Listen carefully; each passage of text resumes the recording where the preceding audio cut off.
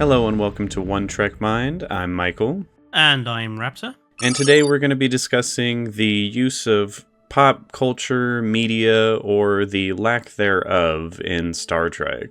Something we've noticed throughout the entirety of Star Trek is that they seem to use media or pop culture well out of the modern era. You see a lot of Shakespeare, you see a lot of older Period famous dramas. artists, period dramas, things from the 20s or the 50s. But very rarely do you ever actually see anything from the modern day or made up pop culture media from the future that doesn't exist yet. And we wanted to discuss exactly why that might be. Yeah, both in universe and out of universe. And it was stimulated by me and Michael recently going back to restart watching through Andor in order to get ourselves up for the new series. Sort of us both noticing that Star Wars seems to do quite well at depicting at least what appears to be current day music trends, at least, and contemporary music, but Star Trek seems to not have similar, and this kind of has led us down this rabbit hole of this particular topic.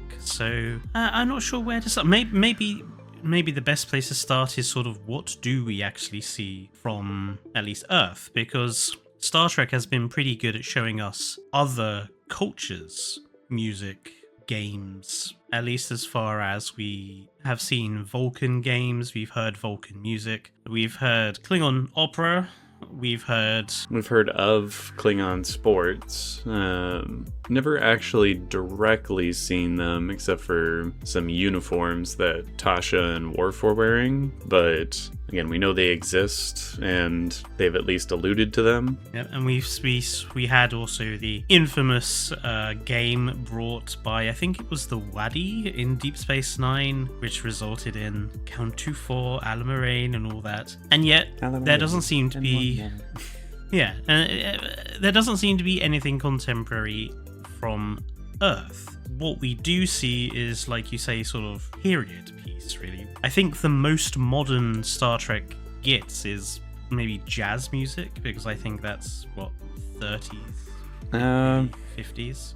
Let me actually look up when jazz music becomes a thing. Because that's obviously Riker's passion, and it does show up in Next Gen. Looks like late 19th century, early 20th century is when it started to really become a thing. Because you have Picard, who likes his cop mystery Dixon Hill. Yes, his Dixon Hill little fantasies that he does, which I'm actually not 100% what time period that is. Is that 50s or is that 20s? It's the era of Prohibition.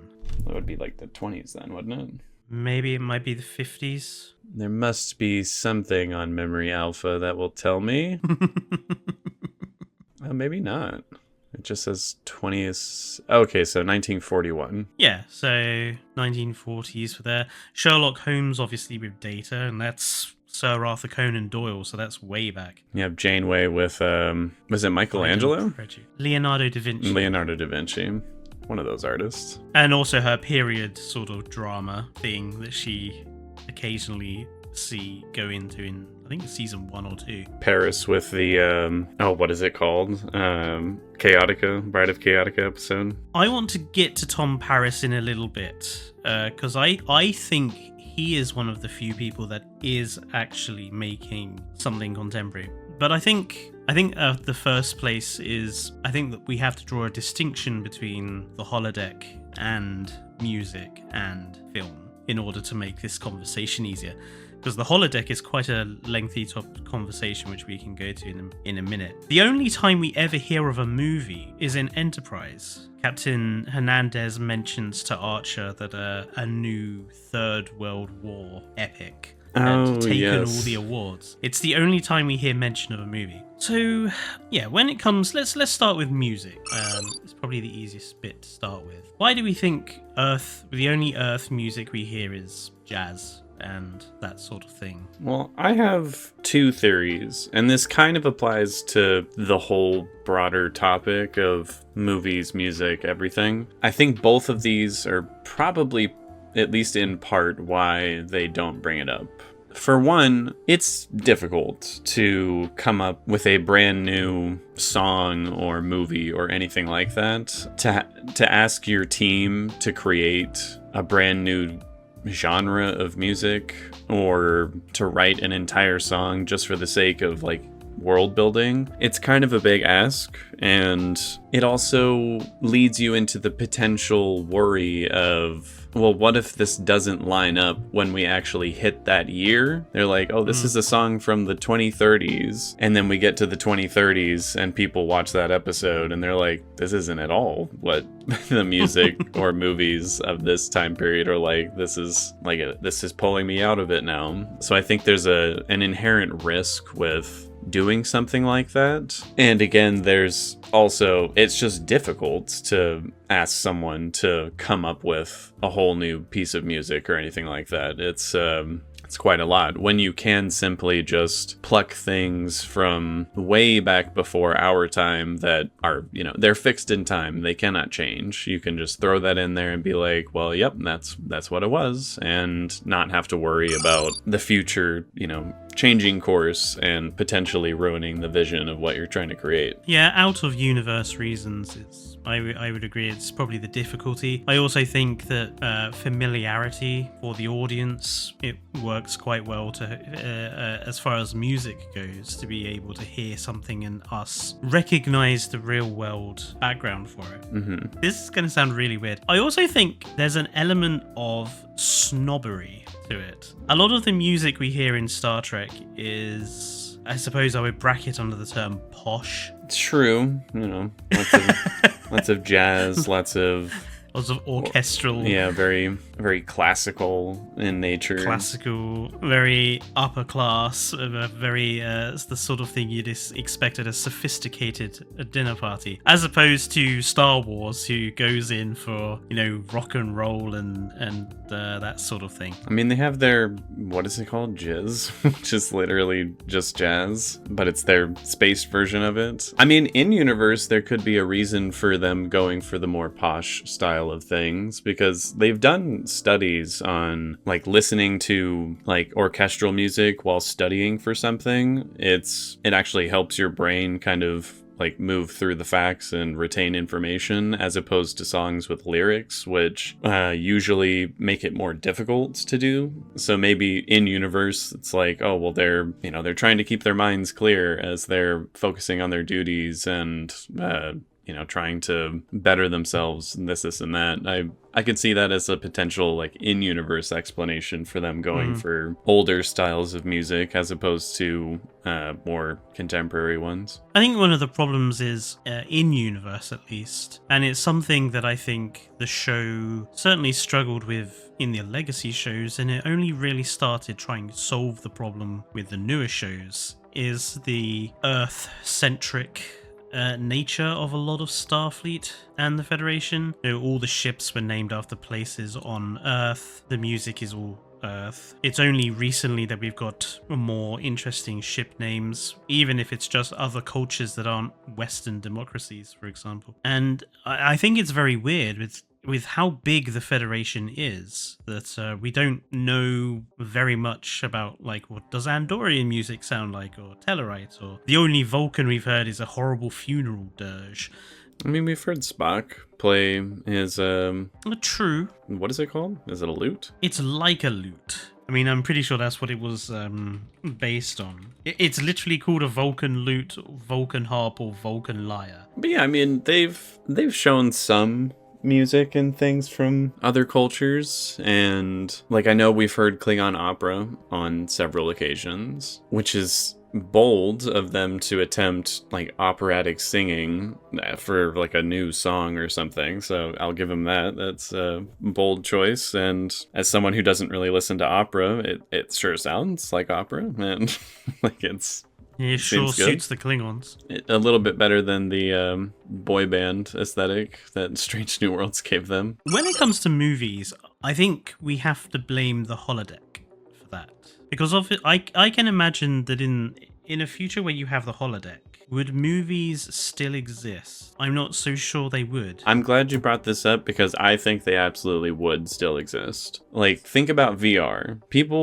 Some people really enjoy VR, myself included. Like, it's really fun to just completely immerse yourself in like a whole other environment and everything. But storytelling in that environment is very difficult to pull off because there are so many variables to what you will do to affect that story. And two, there's a lot of people, myself included, that don't always want to be in a VR simulated scenario because you're tired. You just want to kick back, relax on a couch, and just watch a movie and just watch a story unfold before you, which is a little difficult with the holodeck where it kind of requires your interaction. Like, you could just create a movie theater in the holodeck, but in that case you would still need... Which is what they do in Voyager. Yeah, and they do in Lower Decks. But you still need a movie to play for that scenario. So I think even with the invention of the holodeck, maybe movies would take, I don't want to say a back seat, but maybe there would be slightly less of them in comparison, but I still think they would 100% exist and be a thing. I mean, we know they're still a thing in the 2150s, but that is before holodecks or widespread adoption of holographic technology. And we definitely don't hear of any movies being made after that time. But we do see, again, older movies being played in the holodeck, for example, in the Voyager episode. Well, there is, again, not in the time period you're talking about, but in Strange New Worlds they do make an offhanded comment to Spock about watching a zombie movie, and he does explicitly say, like, I have seen a movie, but not a zombie. So he, at least by that time period, again, movies are still a thing and exist.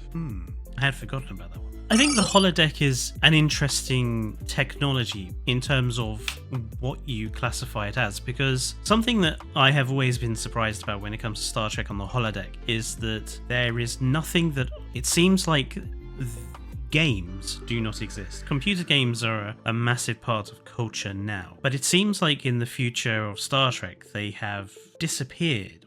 Well, there is the moment where, I can't remember if it's Worf and Picard or if it's Riker and Picard, but they're both like shooting little targets in the holodeck. So that seems kind of like a game. We see a couple of like different sports be played on the holodeck, like Velocity, which Seven of Nine and Janeway plays. We see the target practice area, which is technically not a holodeck. It's a specific room. It's not quite the holodeck, but I would assume it operates on a similar principle. But I think it's sort of something that we, in our modern understanding, would call a game. Doesn't seem to exist in Star Trek, or at least it doesn't seem to exist in the same way, because it seems that the holodeck is now something you go to for something more like a experience as opposed to a game. Even something like Dixon Hill, where Picard takes the place of an investigator, and you could argue, well, in the process of being an investigator, are you not playing a game because you're having to solve a mystery? Is that quite a game? I mean, I was just going to say, to me, the holodeck in general is sort of just a game. Like, gaming is just, at least depending on the type of game you're talking about, is storytelling and immersing the player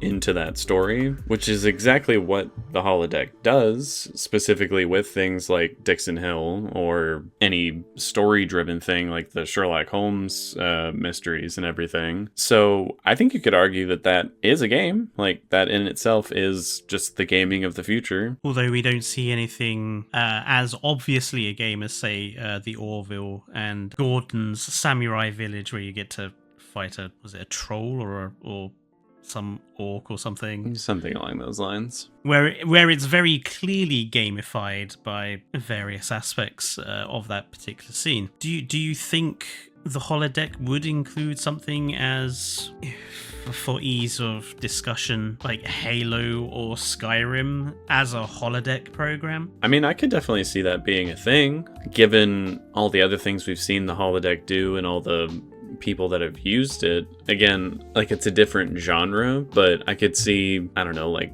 Geordi going to play a Skyrim-ish fantasy kind of thing, as opposed to Picard, who goes to play, you know, his period drama mystery cop thriller. I can see Worf playing Skyrim. He would go insane in there.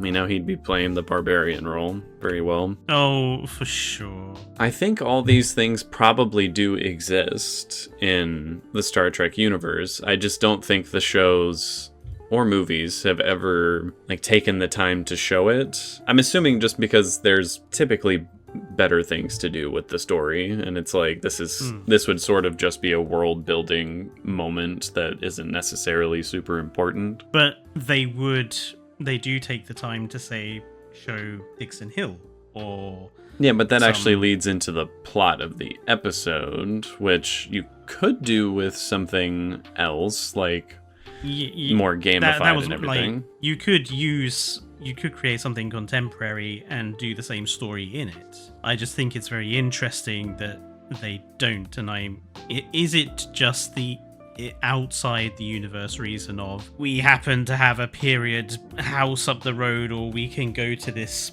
back lot somewhere in some film studio that happens to look like 1940s America and true.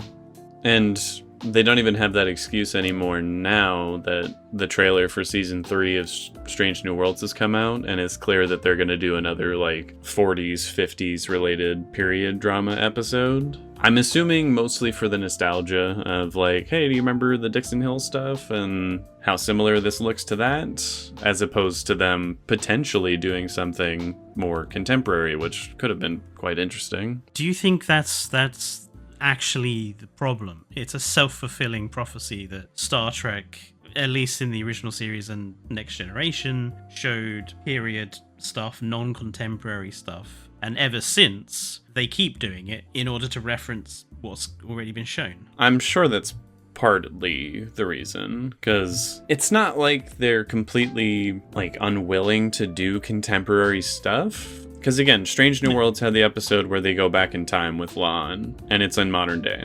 They do the same thing in the 4th Star Trek movie. They go back to the modern day of that time. They do the same thing in DS9. So it's not like they don't want to show contemporary modern things. It's just when it comes to the holodeck specifically, and media specifically, it seems like there is just a constant theme that was established in the original series and Next Gen, that when you do that, you go back in time and you get to do like a period drama or something that is not modern, which I think in many ways is a bit of a shame, because I do feel like nowadays it is a bit of nostalgia bait just to get you to, you know, remember the old Star Trek and how they did this, we're doing it too. When they could potentially do something like really, really fun with it. Like I really liked the Strange New Worlds episode where the whole ship is turned into like a fantasy version of it.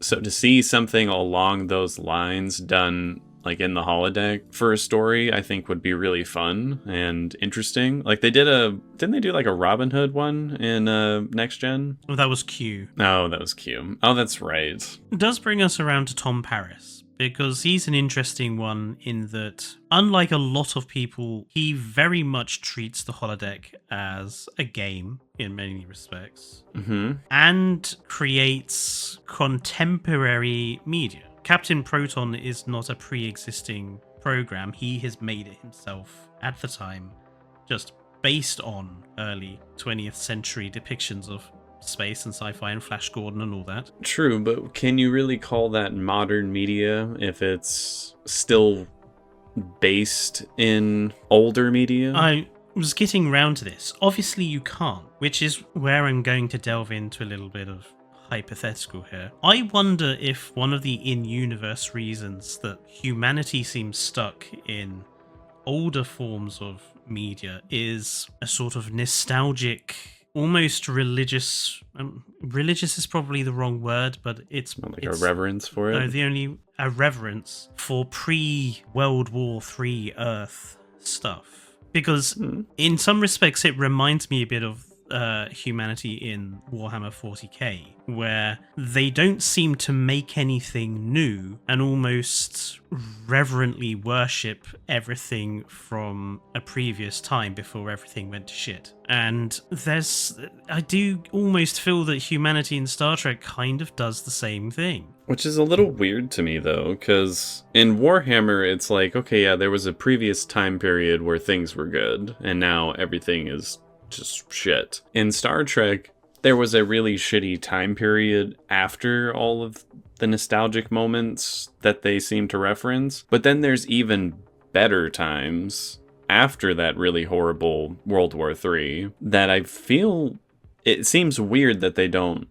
reference any of those times, because that's when they get rid of famine and poverty and war, and the world is better than it is now, or in the depicted versions that they seem to go for. And yet the only movie we hear about is a World War III epic, in the same way that we have films now. Many of the big well-known films, Saving Private Ryan, All Quiet on the Western Front, they're war films from a century ago in some cases. Is it humanity's nostalgia for those times? I'm not sure, honestly. I suppose in terms of current timeline, maybe the Dominion War is not the best thing to make a movie or media about. I mean, I would argue that it is. Might still be too early. Like, we were making movies about, like, the fighting and horrible conditions of, like, Iraq and everything, and Afghanistan. While they were still there. Yeah, while it was happening. So,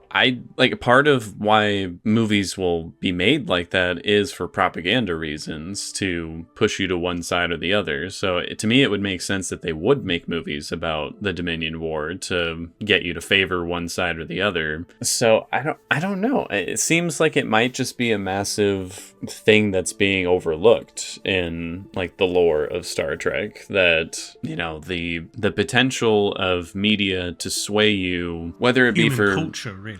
Yeah, whether that be for propaganda reasons or just to be emotionally moved by something, it seems like they're not really delving into that when you could, at least when it comes to something that would be contemporary for them. Like, it's like you said, they are very stuck in these nostalgic views of the past before we invented space travel and did all these amazing things and, you know, the horrors of World War III. And I don't know, I'm not 100% sure as to why they don't ever go into that, aside from maybe the out-of-universe reasons of it would be quite difficult to not only be making your own episode of television, but also making at least parts of a movie that would exist in that time period. But then connected to that, we were also talking about sport, because I mentioned that I found it very bizarre that we hear about baseball being a thing, and we hear about a couple of other sports that various human crew members play. Parisi Squares is mentioned but never shown. Chief O'Brien and Julian Bashir play basically squash, but we never see anything as sort of extreme as pod racing, for example. We get the space shuttle rally episode in Voyager, but I wouldn't say that's quite the same thing as pod racing. I mean, in Lower Decks, we did get the sailing race with the solar ship. We did, but that's technically an Orion ritual, not a sort of Federation human one, isn't it? True. I mean, I guess that was sort of what I was leading into, is when it comes to other cultures in alien races. Yeah, we get a lot of other cultures. Yeah, they like to make up new sports and new media and this and that. But when it comes to humans in particular, they really, really seem to avoid it. Which in the case of sports in particular is again kind of strange to me, because I don't think if you made up a sport that never actually gets invented, it would like pull someone out of it. Like, sports come and go, you know, throughout history. That's not unheard of. It would be fine to come up with something new for that. I mean, there's other like IPs out there that have come up with new sports in like the fantasy and sci-fi genre. Like you have Ender's Game, where they have this weird zero gravity sports game, which was pretty cool. I didn't like the movie, but that's another conversation. Either. I would agree with you there. I mean, you have Harry Potter, where they came up with Quidditch, and like there's other IPs that have come up with like new sports for the human race, but they just never seem to do it in Star Trek. Again, they are really rooted in nostalgia. They're like, let's play baseball. Is that it actually? What other sports do they ever show? Squash. Right. It's squash and baseball are the only two I think they ever show. We hear about a few others, just scripted lines at the end of the day. I mean, no one knows what the sport Parisi Squares is. We just know that it can kill people. Always been very curious about how this sport is, because it seems to be a Starfleet accepted sport, or a Federation accepted sport, that has resulted in the deaths of children. I'm kind of curious as to what this sport is. Show me, please. I mean, is it a human created sport, or is that from another alien race? It sounds very Klingon. We don't know. We know humans do play it, but we don't know where it comes from. It could be Andorian, given how brutal it seems to be. I mean, the first thing I'm thinking of as you're saying this is just that stupid hot potato game that they play in the Orville, where he gets stabbed in the hand. Lechkum, or whatever it is. But yeah, it's a very weird sort of aspect of Star Trek they never really seem to touch on very much. Or at least they don't touch on contemporary things. I mean, I think they do a fairly good job of showing other cultural stuff. Maybe that's why they think no one wants to see human cultural stuff in the future. They would be a lot more interested in, Ferengi, Tongo, and Darbo, or Vulcan, Calto, or I'm sure there's other board games that I can't think of. Yeah, I mean, there's that weird game that Data and that asshole played together. It was nice to see him get his ass beat, or have to quit because he was getting too frustrated. He was so annoying. I mean, I feel like that's partly why, like, in Star Trek, it's a lot of, about diversity, infinite combinations and whatnot. So we want to see what the other alien races have built for themselves. It's great world building. I do really enjoy whenever they show like games and sports and media from other races. But it's also about the betterment of humanity. And it does seem like a bit of an oversight to not show some of the evolution of like human sports and things as well. And they really don't. Like, they don't ever give us like a new sport or thing for humanity. They do it for other cultures. I'd be very curious to see what anyone else would say. Like, please leave us comments as to why you think this might be, or if we've overlooked something that was brought up in somewhere in Star Trek that we're just not remembering. Because I mean, please forgive us if we have. There's a lot of Star Trek to get through. I've only seen most of the Star Trek episodes once, a handful of them like 2 or 3 times, so I'm sure there's plenty I'm forgetting. Yeah, and I'm sure I've probably forgotten some along the way. Also, like, let us know what you think Romulan music would sound like, or Andorian music, or like... Oh, we did actually miss one thing that's just popped into my head. We do hear about Cardassian novels from Garrick. That's true. And the people are always guilty, but guilty of what seems to be the way they go. But yeah, let us know down in the comments what you think any of this stuff would be like, and if you would be interested in seeing more varied human culture in Star Trek going forwards, because I certainly would. I want to see something as cool as pod racing in a Star Trek way. Yeah, as long as they can come up with a way to make it feel unique and not like a ripoff of something else in sci-fi or in Star Wars in particular, I would really like to see some new things that humanity brings to the table. Yeah, so let us know down in the comments. Don't forget also to subscribe if you're new to the channel to keep us growing. The phaser video did surprisingly well, and there was some interesting conversation in that one. So thank you for that. But yeah, until next time, it's goodbye from me. And goodbye from me.